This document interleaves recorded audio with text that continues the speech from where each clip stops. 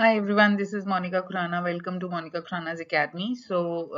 Poverty के question answers तो आप कर चुके हैं, but कुछ बच्चों का कहना था जैसे कि थोड़ा सा concept recall हो जाए. For that, if you can read this, poverty comes under current challenges facing by Indian economy. So here, if we go by first concept like poor and non-poor का concept, so क्या है? Poverty के अंदर हमारे पहले food, shelter, clothing add होता था, but अब से एजुकेशन एंड हेल्थ भी ऐड होना शुरू हो गया. सो नॉन पुअर कौन सी कैटेगरी है? जो अबव पॉवर्टी लाइन रहते हैं, जैसे कि प्रोफेशनल, सेल्फ एम्प्लॉयड. इसी में अर्बन पुअर और रूरल पुअर आते हैं. सो पुअर पीपल जो माइग्रेट करते हैं रूरल एरिया से सिटी में, they are urban poor. Poor people in rural area जैसे लैंडलेस फार्मर्स, वो हमारे क्या है? Non poor. राइट. अब अगर मैं यहाँ पर कैटेगरी देखना शुरू करूं, तो सबसे पहली चीज जो है, कॉन्सेप्ट क्या है? Condition in which an individual lakhs financial resources and essential immunities for minimum standard of limit. और उन एसेंशियल लिमिट में फूड, शेल्टर, क्लोथिंग नहीं है, एजुकेशन एंड हेल्थ भी है. ठीक है. अब ये टू टाइप की है, absolute poverty and relative poverty. Absolute poverty होती है condition where household income is below a necessary level to maintain basic living. ठीक है.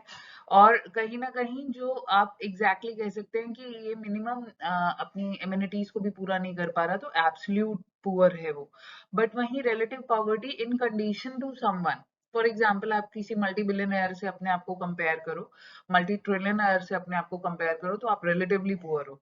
सो यहाँ जो कंडीशन है in which people lack the minimum amount of income needed to maintain, use to measure level of poverty in a country. Right. अगर हम causes की बात यहाँ पर करें, तो कॉजेस जो हैं, सबसे नो डाउट सबसे बड़ा रीजन हमारा पॉपुलेशन इंक्रीज है, अनएम्प्लॉयमेंट इंक्रीज है, इलिटरेसी, वाइड स्प्रेड इलिटरेसी है. साथ ही साथ inequalities of income, rich poor का जो गैप हम इतना देखते हैं, लैक ऑफ इंफ्रास्ट्रक्चर है, सोशल, इकोनॉमिक, पॉलिटिकल इनइक्वालिटी देखने में मिलती है. सबसे बड़ा रीजन एक और भी है इन दैटनेस, जो जैसे यहाँ हमने लैंडलेस फार्मर्स पढ़े, उनके लिए कह सकते हैं. And then last but not certainly the least, poor health, जिसके चलते बहुत सारे लोग अपने काम में एफिशिएंट प्रोडक्टिविटी नहीं दिखा पाते. And then came the concept कि रिलेटिव पॉवर्टी और एब्सोल्यूट पॉवर्टी अगर है भी, तो इनमें जो पुअर के डिफरेंसेस हैं, तो नॉन पुअर तो हो ही गया कि पुअर और नॉन पुअर का डिफरेंस क्या है.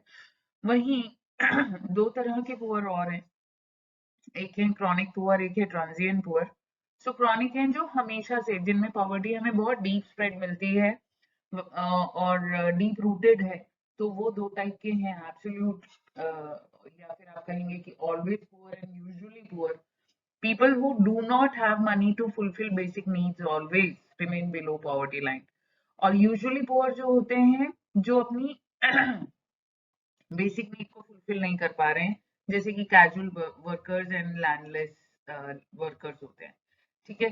सो जब इनका सीजन हो गया, सीजनल आप इनको नहीं बोलेंगे, लेकिन एक बियॉन्ड लिमिट के बाद इन्हें काम मिलना बंद हो जाता है, तो वहां पर ये यूजुअली पुअर ही रहते हैं. इनका पूरा पॉवर्टी को देखते हैं कि आप हमेशा रिमूव नहीं कर सकते इनकी लाइफ से. Another type of poors are transient poor, जो इन आउट होते रहते हैं, जिनमें से चर्निंग पुअर वो हैं जो इन आउट पॉवर्टी होते रहते हैं, जैसे सीजनल वर्कर्स हो गए. सपोज दिवाली सीजन है, तो क्रैकर इंडस्ट्री में काम करने वाले लोग, दिया बनाने वाले लोग एंड ऑल, इनका सीजनल वर्क आया, दे मिंट गुड मनी. लेकिन उसके बाद क्या? They have to indulge in so many works. तो अगर वो एक ही टाइप के काम में है, तो ऑब्वियसली सिर्फ उसी में कमाएंगे, बाकी में उनको रहना पड़ेगा. This is churning poor. And occasionally poor जो होता है, वो पैच ऑफ बैड लक की वजह से होता है, जैसे कि गैम्बलर. पहले टाइम बहुत अच्छा था, फिर कुछ हुआ कि अचानक से पुअर हो गए. तो इनका प्लीज आप डिफरेंस जरूर करना, ये जरूर आपके कवर हो सकते हैं. Then what is poverty line? एक बेंचमार्क है जिससे minimum level of income adequate to fulfil basic level needs आप फाइंड आउट कर सकते हो. सबसे पहले अगर इसका कॉन्सेप्ट किसी ने दिया है, तो वो दादा भाई नारोजी थे, और उन्होंने जो मेथड यूज किया था वो जेल कॉस्ट ऑफ लिविंग था.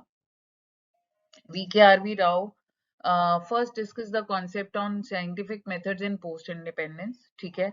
अब ये नेम आपको याद होने चाहिए कि साइंटिफिक मेथड्स पोस्ट इंडिपेंडेंस किन्होंने डिस्कस किए थे और प्री इंडिपेंडेंस किसने किया था. प्लानिंग कमीशन फॉर्म किया. प्लानिंग कमीशन ने ग्रुप्स फॉर्म किए थे. एक तो स्टडी ग्रुप है जो 1962 में हुआ था, एक टास्क फोर्स 1979 में किया गया था। इनके नाम आपको याद रहने चाहिए। ये किस लिए थे? जिससे पॉवर्टी को रिसर्च किया जा सके, उसको रिमूव करने की कोशिश की जाए। तो स्टडी ग्रुप एक फॉर्म हुआ था और एक task force on projection of minimum needs and effective consumption demand हुआ था। अगर हम डिटर्मिनेशन ऑफ पॉवर्टी की बात करें by per capita expenditure, so minimum calorie intake 2400 calories है रूरल पर्सन के लिए और 2100 कैलोरी है अर्बन एरिया के लिए। आपको पता है क्यों? Difference on the basis of amount of hard work.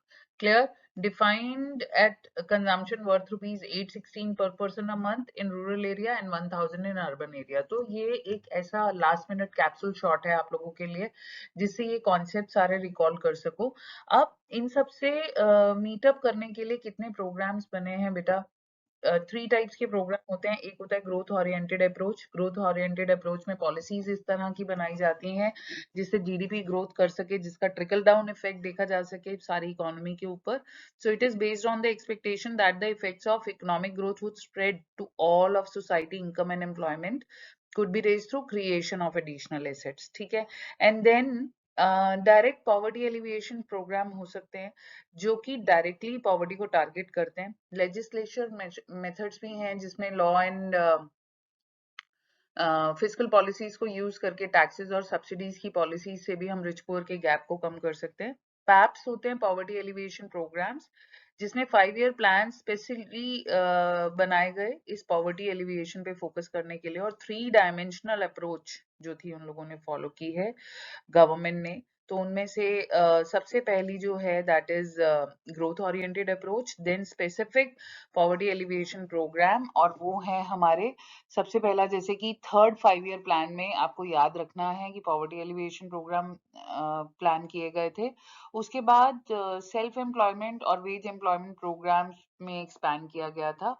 ये सब इंपॉर्टेंट प्रोग्राम्स हैं। आगे मैंने आपको इंपॉर्टेंट डेट्स भी दी हैं तो देख लेना। Food for work, rural employment generation programme, prime minister Rozgar Yojana, स्वर्ण जयंती शहरी रोजगार योजना। तो इन सब का आपको क्या करना है ना, इन सब का आपको ईयर ऑफ फाउंडेशन और स्टेट और सेंट्रल गवर्नमेंट में कितना कितना शेयर है, कौन सी सक्सेसफुल रही कौन सी नहीं, कौन आगे जाके मर्ज हो गई किस योजना के साथ, तो ये आपको थोड़ा सा याद रखना है। हाँ, मनरेगा इज वेरी इंपॉर्टेंट, तो ये आप यहाँ पर एक बार रीड कर लेना।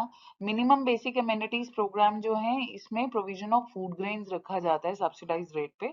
Education, health, water supply and sanitation to all programmes initiated, जिसमें हमारा पीडीएस आता है। इनकी शॉर्ट फॉर्म से फुल फॉर्म क्वेश्चन भी पूछे जा सकते हैं। आपको कुछ ऑप्शंस देके मिनिमम बेसिक एमिनिटीज का भी ऑप्शन पूछा जा सकता है। ICDS integrated child development scheme, mid day meal scheme, Pradhan Mantri Gramin Sadak Yojana, national social assistance programme जिसमें डेस्टिट्यूट वुमेन और सीनियर सिटीजन को मनी देने का प्रोविजन है, देन जनधन योजना, उनका टाइम पीरियड एंड ऑल ये सब आपने ध्यान रखना है। ये कुछ इंपॉर्टेंट टाइमलाइंस हैं जो मैंने यहाँ पर मेंशन करी हैं आप लोगों के लिए। अगर आप इसको ध्यान से पढ़ेंगे तो शायद टाइमलाइन से रिलेटेड जो भी क्वेश्चन आएंगे आप उन्हें बहुत अच्छे से कर सकते हैं। अभी तक जिस भी बच्चे ने नहीं किया, kindly take screenshot and do it at home, learn it. Okay, ये याद रहे कि इंडियन इकोनॉमी जो है ये ट्रेंड्स पे बेस्ड है, ये बहुत इंपॉर्टेंट है। तो एक्सपर्ट ग्रुप कितने बने हैं यहाँ ध्यान रहे कि 1962 में स्टडी ग्रुप बना था जो प्लानिंग कमीशन ने बनाया था, जिसका मेन मोटिव था पॉवर्टी लेवल को एक्सेस करना। ठीक है, और 61 से यानी कि थर्ड 5 ईयर प्लान से पॉवर्टी एलिवेशन प्रोग्राम्स इनिशिएट होने शुरू हुए थे। फर्स्ट 2 5 ईयर प्लान्स में एड्रेस ग्रोथ ओरिएंटेड अप्रोच को एड्रेस किया गया था। देन जो 79 में टास्क फोर्स बना है, फिर एक्सपर्ट ग्रुप्स बनाए गए थे 89 और 2005 में। 89 वाले एक्सपर्ट ग्रुप में पॉवर्टी एलिविएशन फॉर्म किए गए थे प्रोग्राम्स। ठीक है, and expert group okay 89 and 2005 में। ठीक है, ये आपने याद रखना है। देन ये कुछ ऐसी योजनाएं हैं जो कब कब कौन कौन से ईयर में हुई, इनको लर्न करने का एक बेटर तरीका होता है अपने एज से आप याद रख सकते हैं। जैसे आप कौन से प्रोग्राम में बॉर्न हुए या आपके आसपास सिबलिंग से या पेरेंट्स के उससे आप रिलेट कर सकते हैं तो आपको ये याद हो जाए। एक कनेक्टिविटी आप इसमें क्रिएट कर सकते हैं, राइट। और ये मेक इन इंडिया मिशन तो आपको पता ही है कि कब हुआ।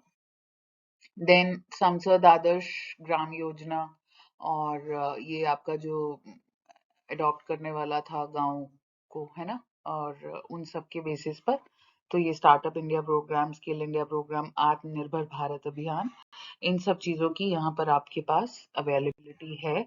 और 5 ईयर प्लान्स भी मैंने दे दिए हैं। 12th 5 ईयर के प्लान, कोई भी 12th के बाद कुछ नहीं है, ऑन द स्पॉट डिसीजन है, या एनुअली भी आप कह सकते हैं कि हो रहे हैं। तो ये वाले आपके कुछ सामने हैं डेट्स के साथ, इनसे आप याद रख लेना।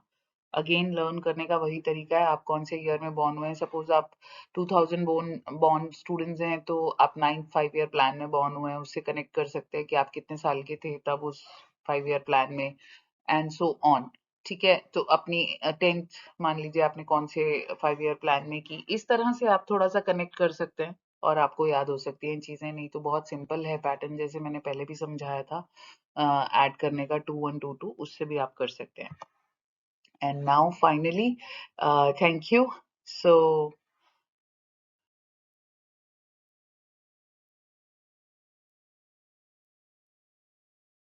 अगेन जितना हो पाया लास्ट मिनट पे वो फिर से आप लोगों के लिए अरेंज कर दिया है। मेरे ख्याल से काफी होगा आप लोगों के लिए। अगर कोई डाउट है तो यू आर मोस्ट वेलकम, आप पूछ सकते हैं। Thank you so much for watching our channel. I will be soon coming with another video. Bye bye, take care guys, all the best.